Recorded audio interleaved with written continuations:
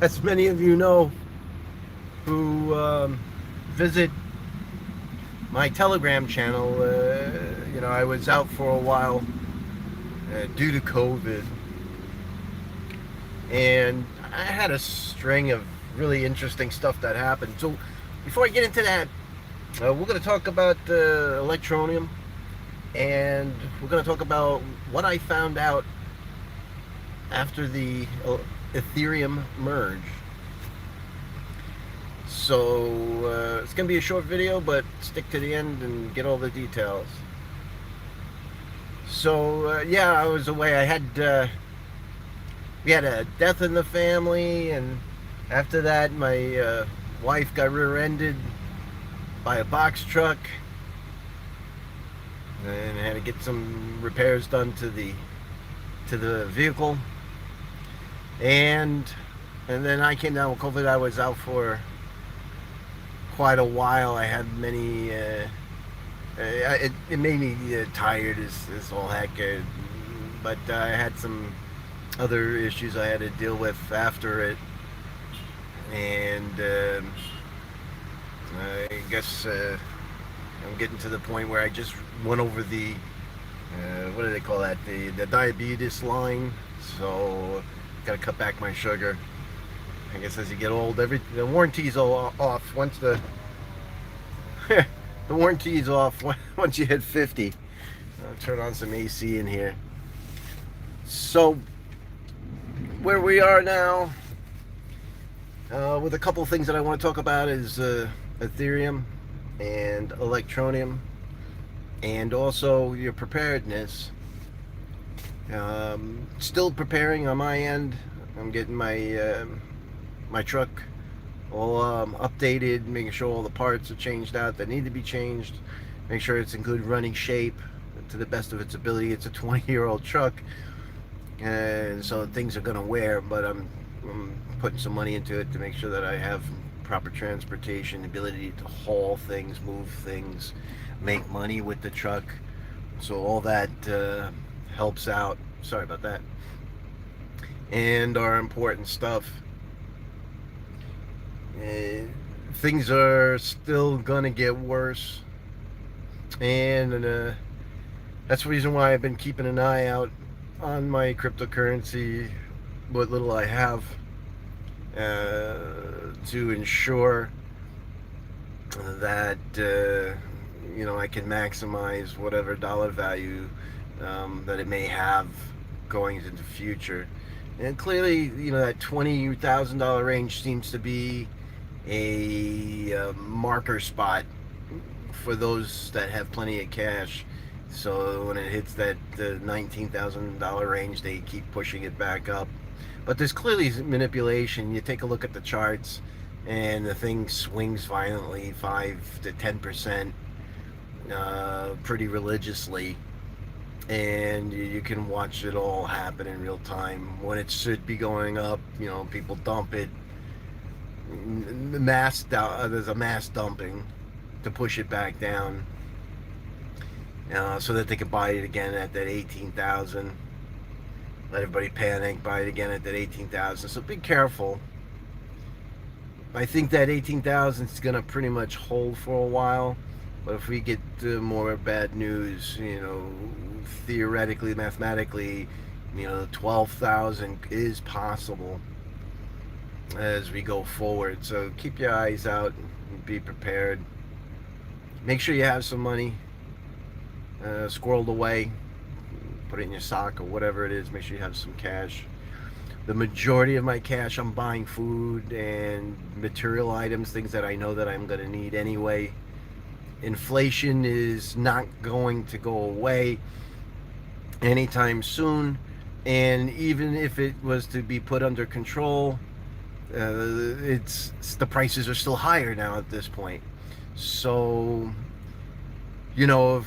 it's clear that, to me, you go into the store, the shopping, for food shopping, you see prices go up 50%, over the last 6 months, 20%, 50%. So some canned goods and some other items, I've been purchasing, put it away. Things I'm going to eat anyway. Um, so I'm making more money than I would if I bought cryptocurrency at the moment. So keep that in the back of your head. I got myself some extra boots, some extra socks, things that I know that I'm gonna need anyway, before the prices keep going up. So Electronuem, let's talk about that there for a few moments. As I promised, Electronuem has spent a lot of time putting together or integrating the Ethereum virtual machine, which is really the baseline for any type of smart capabilities to be added to a coin. And using the VM really gives it a significant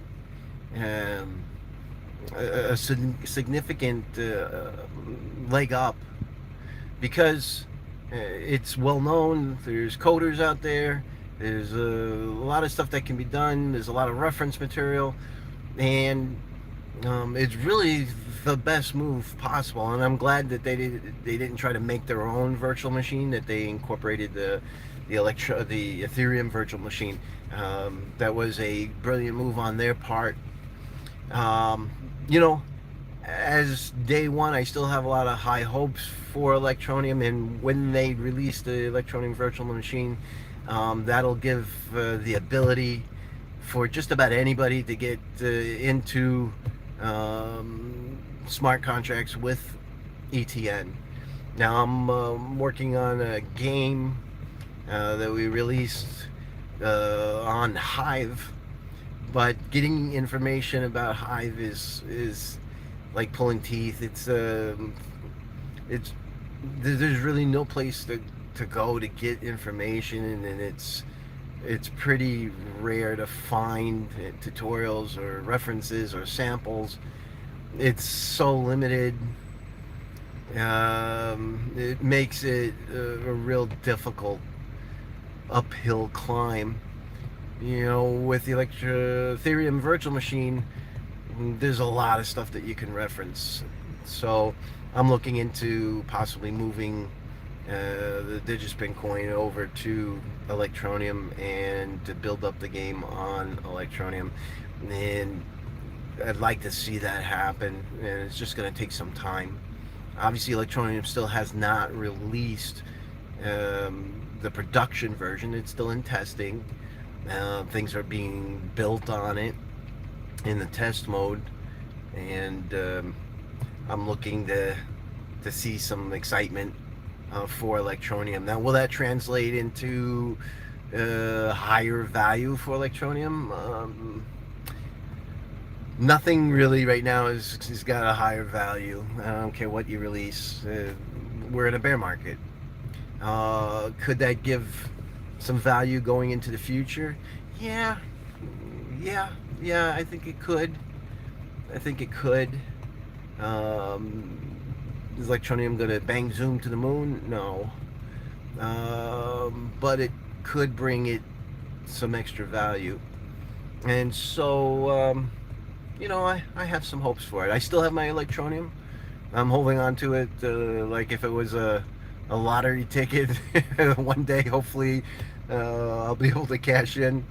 But as of right now, it's more of a mechanical process, and the value of it is pretty stable. It always seems to be stable in a certain range. So it is what it is with Electronuem. But yes, I'm still holding my Electronuem, and I'm still looking forward to one day it hopefully we'll see some excitement, and we'll go forward from there at that point. Now, what I learned about the Ethereum merge. So I mine a lot of GPUs. I don't know. Let me reference that. I mine with above average amount of GPUs for, and the lay person. And yeah, if let's use an example. If I was making $20 a day mining Ethereum, um, once the merge happened, there was no more mining of Ethereum using GPUs or ASICs, and everything went to proof of stake. So the big kick in the nuts about that is you have to have at least 32 Ethereum to be able to open up a proof of stake reward system to run on your computer. And by today's price, that's what, about $45,000. So it's not like you can buy a couple of ETH and stake them and make a little bit. So the people that have the money make the money, and those of us that had the ability to mine Ethereum with a few GPU cards and make a couple of dollars every day, again, are thrown to the wayside. Yeah, I get the green thing. Yeah, I get it. Um,